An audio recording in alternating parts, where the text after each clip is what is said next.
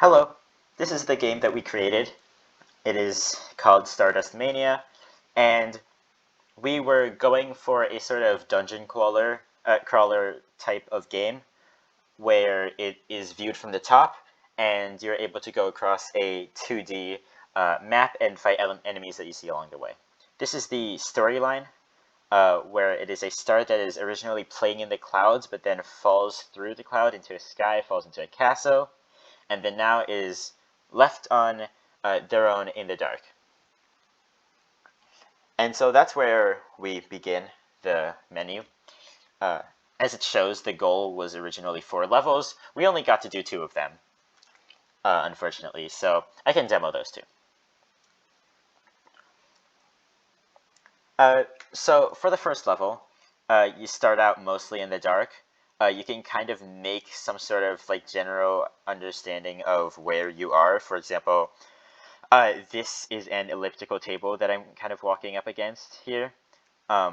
This is the wall. There's a door, and there are walls. There is a jar of Stardust here that is lighting up, and the reason why it lights up is because Stardust is something that would illuminate your surroundings.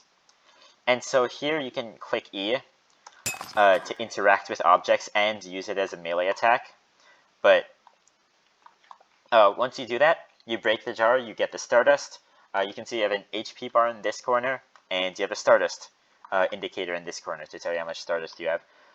This button here was placed improperly, but it does tell you when you can interact with an object. For example, right now I can interact with this door. Now, at the center of the table is a passcode. It is randomly generated each time. Here it is 456617. So I can press E again to interact with the door and fill that in. And now the level is over. Okay. Level 1 is where we start to get into the more dungeon crawler aspect of it. Just because we didn't quite want to start off our first ever level with a super complicated enemy system. So this is where the combat system actually comes into play. You'll notice that there are more jars across the map that you can collect. So you have to use a lot of the Stardust attacks, which I'll get into in a second, then you can collect more jars. Now the Stardust cannon attack is you press spacebar while aiming your mouse at something. So there's this ball that's charging up, and when you release it, there's a beam of light that will attack the enemy. So here's my first enemy. It is a bat that releases waves of echolocation. This was made to be relatively easy, and so, oops, I guess I just got hit. But here we go. So I just have to, you can use your Stardust cannon against it. You can also use your melee attack if you want, but for an enemy like this, who attacks pretty frequently, then it's not suggested to use your melee attack.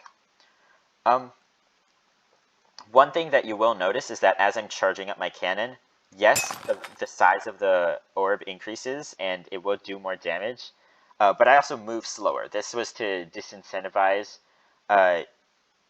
charging up the cannon forever to one-shot every single enemy in the game.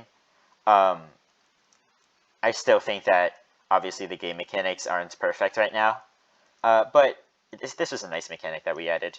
Here's the final boss of this floor. It was a spider that would launch these kind of pet spiders at you.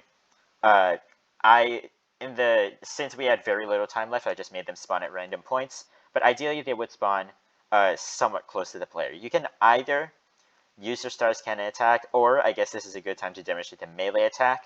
Since this is one enemy that is relatively easy to get up close to, you can just go up close to this enemy and then click the E button a bunch of times, and then you've defeated the boss. So that is our game, and hopefully it was enjoyable or impressive. Thank you.